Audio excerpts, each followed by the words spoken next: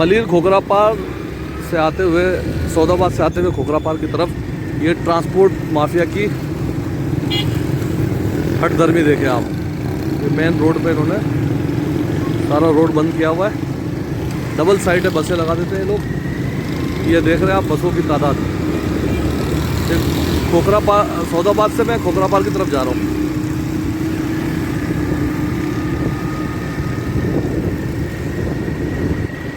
अब ये देखें दोनों तरफ रोड के शुरू हो जाएगी ट्रांसपोर्ट, और इनको कोई नहीं हटा सकता।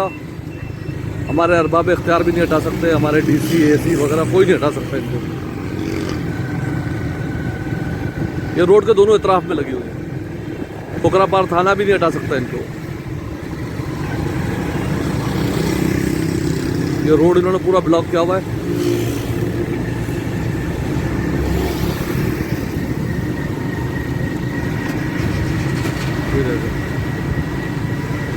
कोई पुरसाने हाल नहीं है खोखरा पार में। ये देखे मैं कहाँ तक आ गया। ये मैं खोखरा पार 1 नंबर तक आ गया, और अभी गाड़ियाँ लग रही हैं, मुसलसल लग रही हैं। अरबाब इख्तियार इसका नोटिस लें।